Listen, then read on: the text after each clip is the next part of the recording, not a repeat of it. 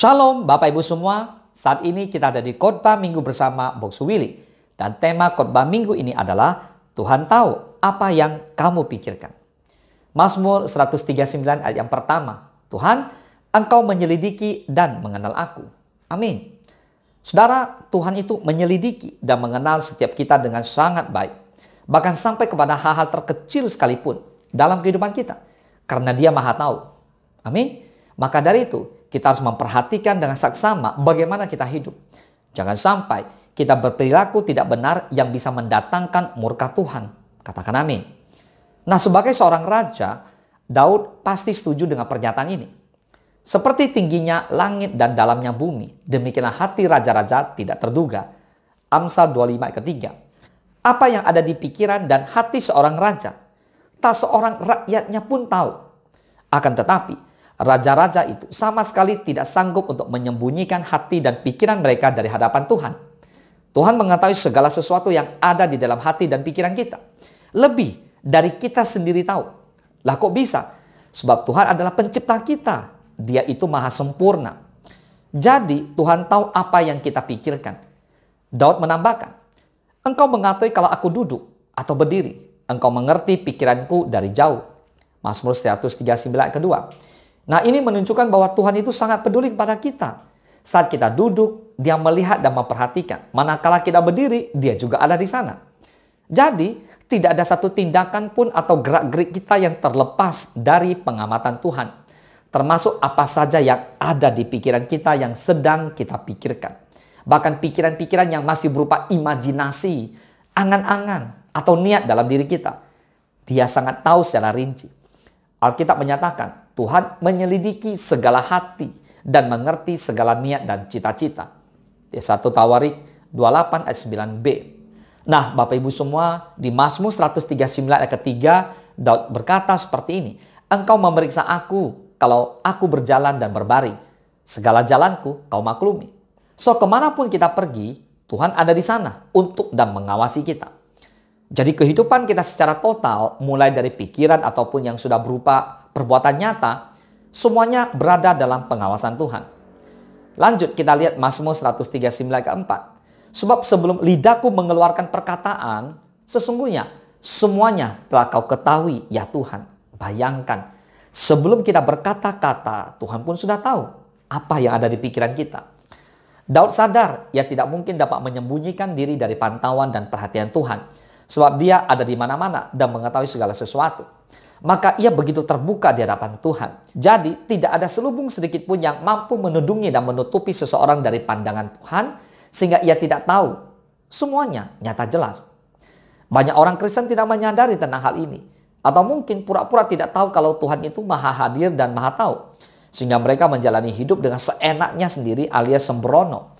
Dengan tanpa rasa bersalah sedikit pun, mereka tetap hidup dalam dosa. Melakukan perbuatan-perbuatan yang menyimpang dari firman Tuhan. Nah, sekalipun tahu bahwa mereka telah ditebus dosa-dosanya melalui pengorbanan Kristus dan menjadi ciptaan baru di dalam Tuhan, mereka tetap saja menjalani hidup sebagai manusia lama. Hidup menuruti keinginan daging dengan segala hawa nafsunya. Dengan segala kepura-puraan mereka atau topeng-topeng mereka, mereka pikir bisa mengelabui Tuhan. Ibadat tetap saja dilakukan, pelayanan tetap dijalani, tapi perbuatan dosa juga enggan ditinggalkannya. Manusia mungkin saja tidak tahu dengan hal-hal yang kita sembunyikan. Tapi bagaimana dengan Tuhan? Hal-hal sekecil apapun tampak jelas di matanya. Di Mazmur 139 kelima dikatakan, lalu dari belakang dan dari depan engkau mengurung aku dan engkau menaruh tanganmu ke atasku. Hal ini menunjukkan bahwa Tuhan tidak menghendaki kita salah jalan atau tersesat. Karena itulah tangannya selalu menuntun, membimbing, menopang, serta melindungi kita. Di sini kita dapat disimpulkan bahwa kapanpun dan dimanapun kita berada, kita selalu berada dalam pengawasan Tuhan. Dan tidak ada tempat di mana Tuhan tidak hadir. Tuhan selalu hadir dalam hidup kita. Jadi, milikilah rasa hormat dan hati yang takut akan Tuhan. Nah sekarang, bila kita sadar bahwa hidup kita ini selalu dalam pengawasan Tuhan, masihkah kita berani untuk melakukan perbuatan-perbuatan dosa? Selama ini kita begitu gampangnya membicarakan kejelekan-kejelekan orang lain, mencemooh para hamba Tuhan, mendendam, mengumpat, atau merancangkan kejahatan terhadap orang lain dan sebagainya. Padahal Tidak ada suatu makhluk pun yang tersembunyi di hadapan Tuhan. Sebab segala sesuatu telanjang dan terbuka di depan mata Tuhan, yang kepadanya kita harus memberikan pertanggungjawab. Katakan amin.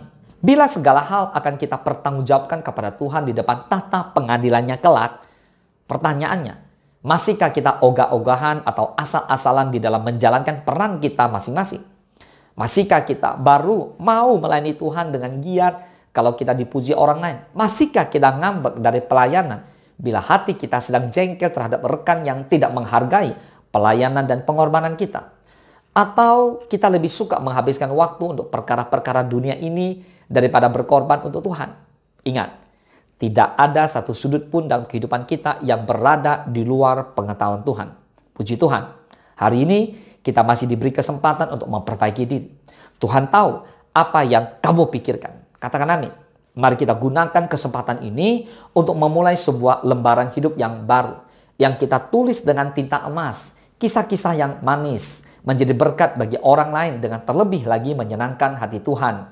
Dan bila saat ini kita berada dalam kondisi yang tidak baik, dalam kesendirian, menderita karena sakit, diabaikan dan dipandang sebelah mata oleh orang lain, maka ingatlah bahwa Tuhan hadir di sana.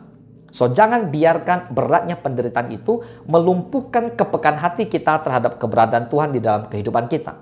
Ubahlah sikap pesimis menjadi sikap optimis, sambil benar-benar mengawasi setiap perkataan dan perbuatan kita. Tidak ada alasan bagi kita untuk larut di dunia ini, karena tangan Tuhan senantiasa terbuka untuk memeluk kita. Jangan mau dikalahkan situasi. Jangan termakan provokasi iblis. Kita harus punya iman seperti Yosua dan Kaleb. Kita akan maju dan menduduki negeri itu, sebab kita pasti akan mengalahkannya.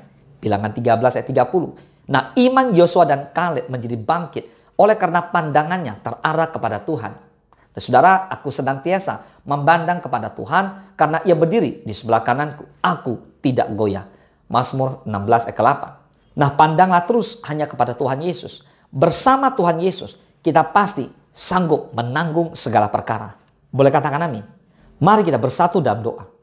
Bapa di dalam surga, terima kasih Tuhan. Kami bersyukur kami punya Tuhan yang dahsyat.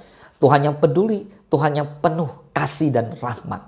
Bapa, terima kasih. Kami bersyukur Tuhan tahu apa yang kami pikirkan. Bahkan Tuhan tahu kami duduk, kami berjalan. Bahkan sebelum kami berkata-kata pun Tuhan tahu. Kami bersyukur Engkau Allah yang sangat baik. Bapa, terima kasih bila hari ini dengan apa yang kami sudah belajar dari firman Tuhan, kami mau hidup lebih sungguh-sungguh di dalam kebenaran firman. Kami mau tinggalkan dosa. Kami mau lakukan kebenaran. Kami mau menjadi berkat buat banyak orang. Kami mau sungguh-sungguh melayani Tuhan. Bila roh kami menyala-nyala dan melayani Tuhan.